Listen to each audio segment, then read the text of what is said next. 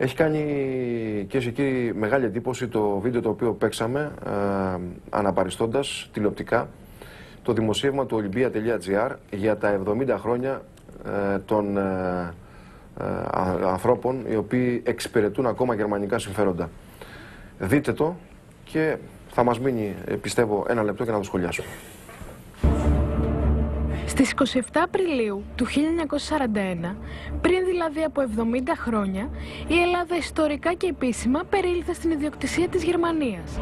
Τι έχει αλλάξει όμως από τότε μέχρι σήμερα? Μπορεί στην Ακρόπολη να κυματίζει γαλανόλευκη σημαία, αλλά 70 χρόνια μετά άλλαξαν μόνο τα πρόσωπα στην κυβέρνηση του κατοχικού μνημονίου. Ο Θεόδωρος Πάγκαλος, αντιπρόεδρος της κυβέρνησης, είναι εγγονός του στρατηγού δικτάτορα Θεόδωρου Πάγκαλου, που τον Αύγουστο του 1945 συνελήφθη ως δοσύλλογος κατόπιν αποφάσεως του 6ου Ανακριτικού Γραφείου Δοσύλλογου. Του είχε ασκηθεί ποινική δίωξη για τα δημοσιευθέντα άρθρα κατά την περίοδο της κατοχής, τα οποία εξυπηρετούσαν το έργο του εχθρού.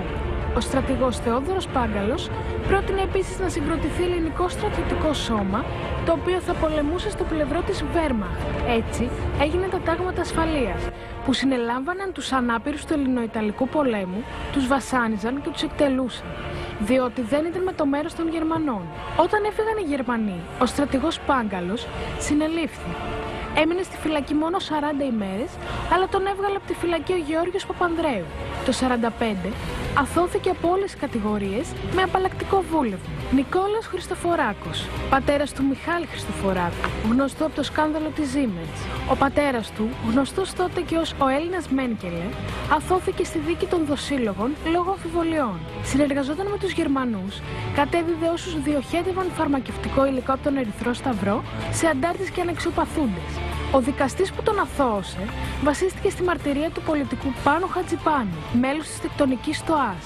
Ο Χατζιπάνου συνελήφθηκε και καταδικάστηκε για χρηματισμό.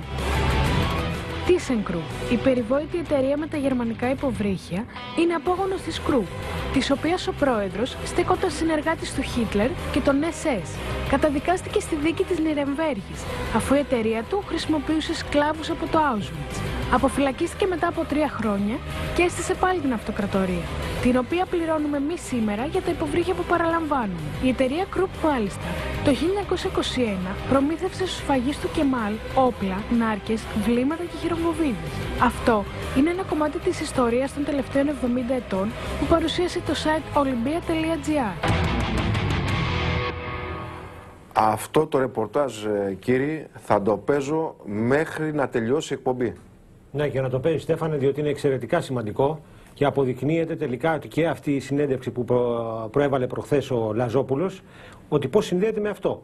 Και όταν ο κύριος Πρωθυπουργός μιλούσε για μειωμένη εθνική κυριαρχία, πολύ πριν μπούμε στο Διεθνές Νομισματικό Ταμείο, κάτι ήξερε. Και όλα αυτά λοιπόν, αν τα συνθέσεις, φτιάχνουν ένα παζλ το οποίο δείχνει πού πάει η χώρα και σε ποια εθνική προδοσία έχει μπει. Κύριε Βραχιολίδη, απόψε θα σας απονείμω τον τίτλο, το βραβείο Λαζόπουλου. Ήσασταν ο καλύτερος συνήγορός του. Θα σας παρακαλούσα βεβαίως. Έχει χάρη που έχω ξεχάσει κάρτες σήμερα. Μου είπαν, πληροφορήθηκα ότι την Τρίτη θα έχετε. Θα είχε φάει κόκκινη κάρτα από το πρώτο λεπτό. Την Τρίτη θα έχετε Στασίδη ειδικό με το όνομά σας στην εκπομπή του. Καλά, εντάξει. Κύριοι, σας ευχαριστώ θερμός για την παρουσία σας. Ευχαριστώ τον κύριο Ζακογιάννη, τον κύριο Δαραβίκα, τον κύριο Χίτο και τον κύριο Βραχιολίδη. Καλό σας ξημέρωμα.